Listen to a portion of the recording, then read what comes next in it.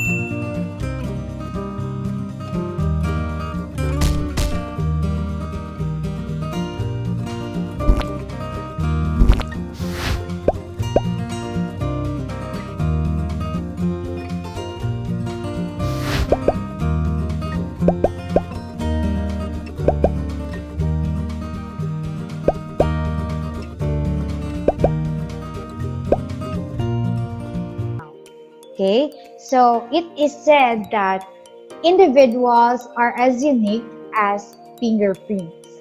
Nevertheless, the degree to which adolescents are open to social influence depends on how they socialize, the language they speak, the ideas they hold to be true, and all the ways they are likely to behave are products of socialization. Okay? So, mahalaga po na pag-aralan natin lahat ng relationships na meron kayo. It's either in school, in the community, yung mga kapitbahay ninyo. Napakahalaga po ng role na ginagampanan nito bilang isang adolescents, lalong-lalo na kayo po is papunta na dun sa tinatawag natin early adulthood. Okay? So, pag-usapan po natin ang mga objectives, okay, ng lesson po na ito. First is to distinguish the various roles of different individuals in society and how they can influence people through their leadership and followership. Second is to compare your self-perception and how others see you. And also, lastly, is to conduct a mini-survey on Filipino relationships. Like, kasi sinabi ko kanina, your relationship with your family, with the people na nakakasama niyo sa school, and of course, sa inyong community na kinabibilangan. Why does a teenage girl insist on wearing the current fashion trend? Why does a teenage boy strive so hard to be part of the cool guys group? Why do you comply with your parents' rule regarding curfew? Because people around us socially influence our behaviors, attitudes, and values. To start with our lesson for today, let us define this word socialization. So, socialization means that it occurs throughout everyone's lives, but some of the most important socialization occurs in adolescence. So, gaano ba kahalaga itong socialization na tinatawag? So, mula ng bata pa kayo, before kayo mag-aral in a formal school, yung tinatawag na daycare, preparatory school, when you are in nursery level pa lang, ang inaaral nyo po, or kayo po ay nag-undergo ng tinatawag na socialization. So, ang isang bata po, hindi yan agad-agad nag-aaral ng mga subjects na itinuturo sa inyo nung nag-grade 1 kayo, nung nag-kinder kayo. No, hindi po kaagad doon. So, socialization po ang unang pinag-aaralan o unang bagay na itinuturo sa mga bata. So, ano ba yung tinatawag na socialization? Ito yung pakikipag kapwa-tao mo. Ito yung how you behave sa harap ng ibang tao. Paano ka nakikisama sa ibang tao. Okay? Ito po yung tinatawag na socialization. And, sabi nga po, the most important socialization occurs in adolescence. So, lalong-lalo na po ngayon. yung age or yung level, yung stage niyo ngayon na kinabibilangan ninyo, which is adolescence. Dito po, mas maraming tao kayo ang nakilala at nakakasalamuha. Okay? So, sino ba yung mga tao or mga grupo ng tao na nag-i-influence sa isang tao? Tawag po natin silang social influencers. There are influential people or groups responsible for the socialization of adolescents, which consists of family, school, peers, and media. So sila po yung tinatawag na social influencers. Ang unang-una pong nakapag-influensya sa iyo ay yung pamilya mo. So kung paano ka po tinrain ng family mo to socialize, okay, paano ka mag-behave sa ibang tao, yan po ay nag-result sa kung paano po kayo ni-train sa inyong pamilya. Pero, nababago pa rin naman po yan as time goes by. Habang tumatanda tayo, mas nadadagdagan yung mga nag-i-influence sa atin. Nandyan yung mga teachers natin na nagturo sa atin, okay? Mga teachers na nagturo sa atin ng magagandang asal, okay? Yung mga kaibigan natin naman na minsan tinatawag nating bad influence, kasi minsan tinuturuan tayo magbisyo, but not all ha. Okay? Marami pa rin naman tayo, meron pa rin namang mga kaibigan na dinadala tayo sa tama. Sabi nga, di ba, matuto tayong makisama, pero wag makisama. Okay? Tatandaan niyo yan. Okay? Tama naman yun, makisama ka. Pero kapag alam mo na negative yung magiging result niyan, or negative influence yan para sa'yo, dapat marunong ka, learn to say no.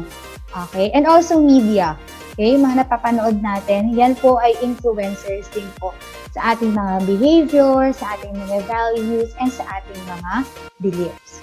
Next is yung tinatawag po natin, syempre, merong mga social influencers, meron din po yung tinatawag ng social influence. Social influence is the influence of the society that results in a behavior or attitude modification of an individual. It happens when one's emotions, opinions, or behaviors are affected by others. So, social influence talks about the change in behavior that one person causes in another. So, intentionally or unintentionally, sinasadya mo man yan, sinadya man, or hindi man sinadya, as a result of the way the changed person perceives themselves in relationship to the influencer, other people, and society in general. So the change in behavior that one person causes in another. Okay? Ito yung sinasabi ko kanina ng mga bagay na natututunan natin. Kung nung bata ka, hindi mo pa ginagawa yung mga bagay na ginagawa mo ngayon, yan po ay dahil sa tinatawag na social influence. Okay? Mga bagay na na-influensya sa'yo. Okay? So, there are three forms of social influence. Meron tayong tinatawag na conformity, compliance, and obedience. So, pag-aralan po natin isa-isa itong tatlong ito. So, let's start with conformity. Conformity is changing how you behave to be more like others. Okay? So, pinakamagandang example po ng conformity is that kung saang group of people ka sumasama, yun yung nagiging ugali mo, yun yung nagiging behavior mo, yun yung nagiging attitude mo. Okay? So, for example, before ka pumasok sa high school, mula ng elementary ka, naging high school ka, and then hindi ka marunong uminom or manigarilyo. Okay? And ang mga nasamahan mong kaibigan or barkada ay may mga bisyo. Sila po ay naninigarilyo, sila ay umiinom. Diyan po ngayon pumapasok yung conformity.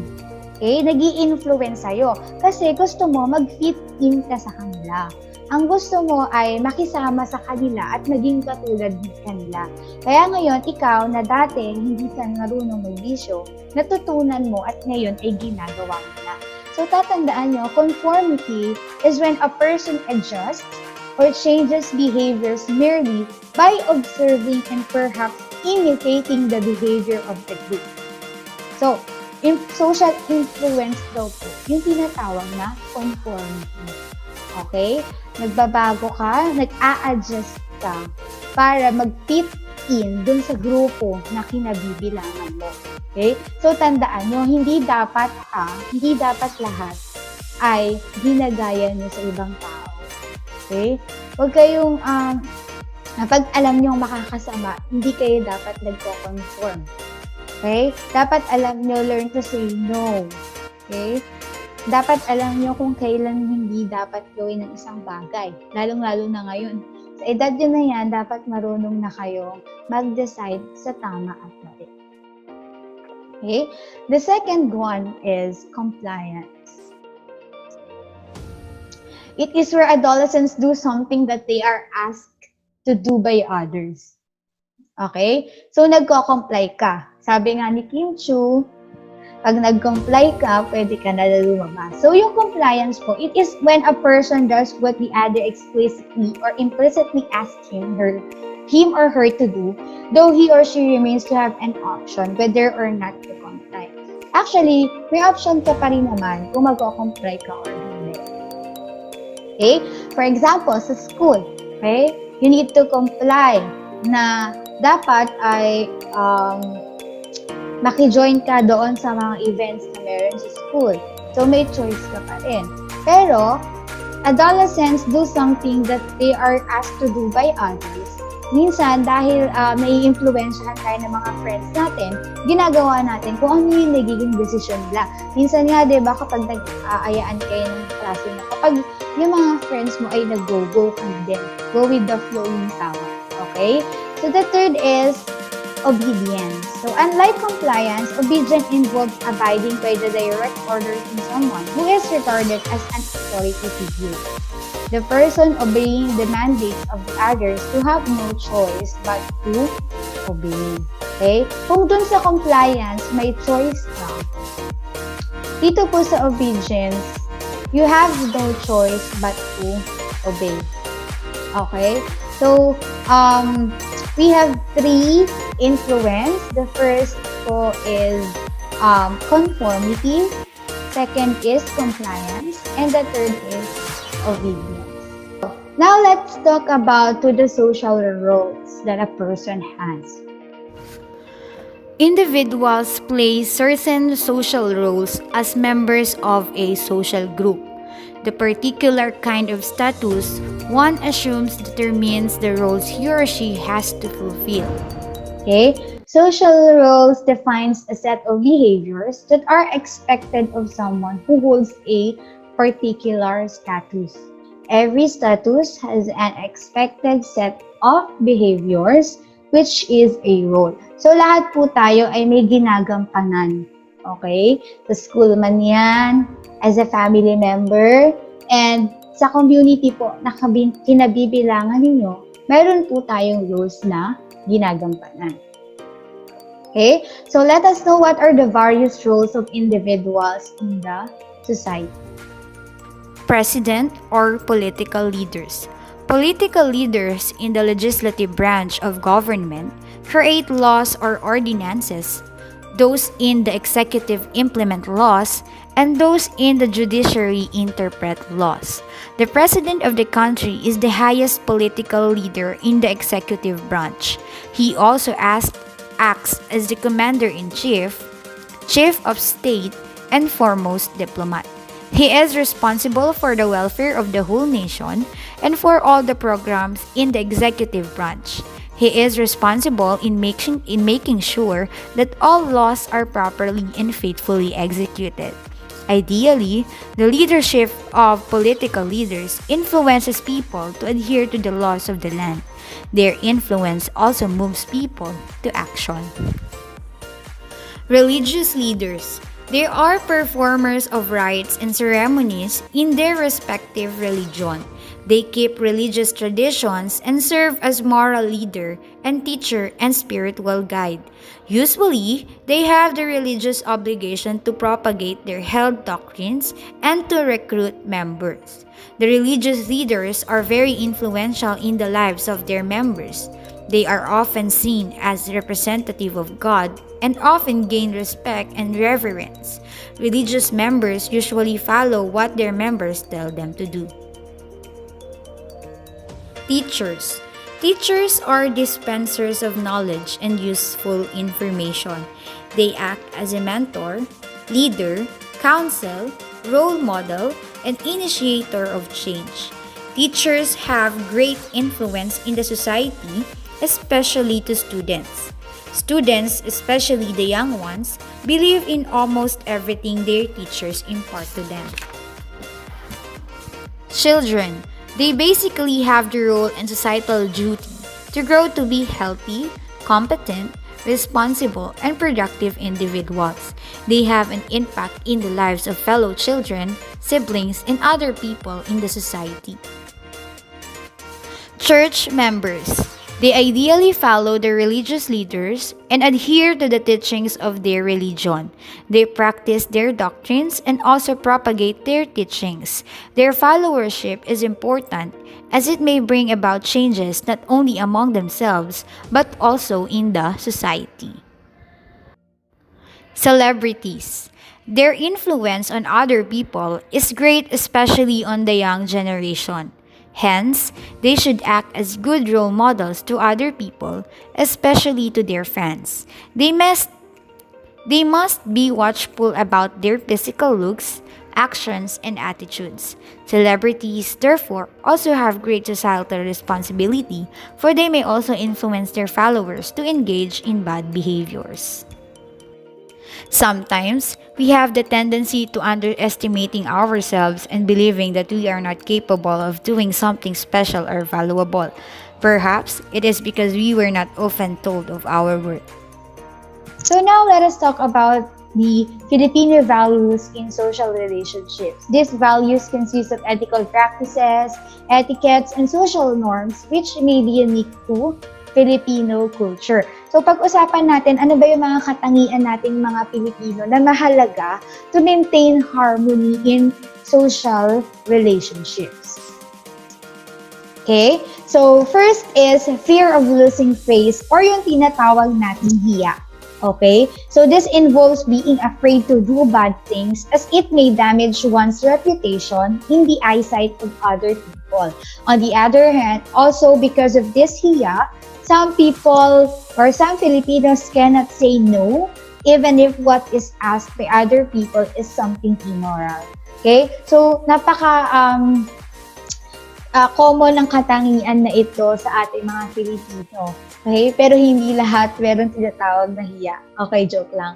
So, ano ba tong hiya na to? Kapag natatakot tayo na masama tayo sa mga bagay or sa mga sitwasyon na hindi tama. Nahihiya tayong masira yung reputation na meron tayo or yung dangal na iniingatan natin. Pero, one negative effect of this hiya is that minsan hindi na natin alam kung paano tumanggi sa ibang tao kasi nahihiya tayo na baka hindi natin sila mapagbigyan, nahihiya tayo to say no kasi baka mapahiya sila. So sometimes kahit ayaw natin or labag sa kalooban natin because of this hiya is nakakalimutan natin mag-stand doon sa pinaninindigan natin or sa paniniwala natin. The second one is pakikisama. This is commonly regarded as good public relationships. This is usually being practiced to avoid clash with other people or a certain group. Ito yung nakikisama tayo. Like for example, we belong to a certain group, okay? Para maiwasan yung problema, conflict, nakikisama tayo. And natututo tayo na mag-adapt kung ano yung culture na meron sila, ano yung tradition na meron ng isang grupo, ginagawa natin to avoid conflict. Pero minsan, meron din pong negative effect itong tinatawag na pakikisama. Kasi minsan dahil dito nakakagawa tayo ng mga bagay na mali na hindi naman natin ginagawa before. And because of pakikisama, natututunan natin gawin din yung mga bagay na yon. So dapat napakahalaga po na we know how to weigh things. Alam natin kung paano natin kailan tayo magsasabi ng yes, kailan tayo tatanggi or magsasabi ng no. Mahalaga po iyon. Third is hospitality. Dito po, kilalang-kilala ang mga Filipino sa hospitality. Okay, this refers to the innate ability and trait of Filipinos to be courteous and entertaining to their guests. Generally speaking, Filipinos are hospitable. Diba kapag meron kayong bisita sa bahay, nililinis nyo talaga lahat ng kalat, tinatago sa kwarto, nilalabas lahat ng mga magagandang baso, plato, kapag may mga bisita, kapag may ibang tao sa bahay. Because Filipinos, kilala talaga tayo sa pagiging hospitable. Okay? Yung mga pangkaraniwang bagay or pang-araw-araw na ginagawa natin, hindi natin siya ginagamit sa bahay kapag may bisita. Okay? Next is amor proprio or yung tinatawag na self-esteem. It comes from the person's tendency to protect his or her dignity and honor. Because of pride or amor proprio, for instance, a person may refuse offers even if he or she really wants to accept them. Okay? So, self-esteem, syempre, diba, kapag may iniingatan kang pride, okay, may dignidad, okay? Siyempre, tinatawag nating self-esteem. Okay? Kapag makakasira na to sa'yo dahil may pride ka, you refuse to accept it. Or hindi natin tinatanggap. Lalo na, for example, meron kang iniingatang pangalan, may iniingatan kang pagkakilala sa'yo ng ibang tao, okay? Hindi natin tatanggapin yun kapag makakasira to sa atin. Okay? Respect to elders. Filipinos have unique ways of showing respect to elders. These include the use of po and opo when talking to elders, and pagmamano or the putting of the elder's hand to one's forehead. So for sure naman, karamihan sa inyo ay ginagamit pa rin itong mga bagay na lalo na kapag nakikipag-usap tayo sa mas matanda sa atin, we still use po and opo. And kapag meron tayong na namimit na mas matanda sa atin, nagbe-bless tayo, or yung tinatawag na pagmamano. And of course, yung tinatawag na utang na loob, or in English is the debt of gratitude. So this involves the concept of reciprocity or returning the received favor. Okay, kapag may ginawa sa iyong mabuti, isang tao, binabalik natin yun out of utang na loob. The inability to repay the utang na loob usually makes a person walang utang na loob or walang hiya. Yung mga hindi daw marunong tumanaw ng utang na loob, sila yung mga tinatawag na syempre, walang hiya daw, okay? But, sa atin kasi, di ba, marunong naman tayong tumanaw ng utang na loob, lalo-lalo na sa mga tao na meron tayong pinagkakautangan ng loob. Or kapag meron mga ginawa sa atin in the past na mabuti, ibinabalik naman natin yun in a good way. Pero, wag naman tayong gumawa ng mabuti sa isang tao dahil lang may ginawa silang mabuti sa atin. Okay? Even though hindi nakakagawa ng mabuti sa atin yung ibang tao, gawan pa rin natin sila ng mabuti. Kasi hindi mo alam, baka ikaw pa rin yung maging cause na magbago sila at naging mabuting tao sila. Kasi pinakitaan mo rin sila ng mabuti kahit hindi sila naging mabuti. Being connected with people in your life helps you feel like you belong. It even helps reduce stress, boost your immune system, lowers blood pressure, and can lengthen your life. In fact, people with strong social support are usually happier, have better mental health, and feel a stronger sense of belonging.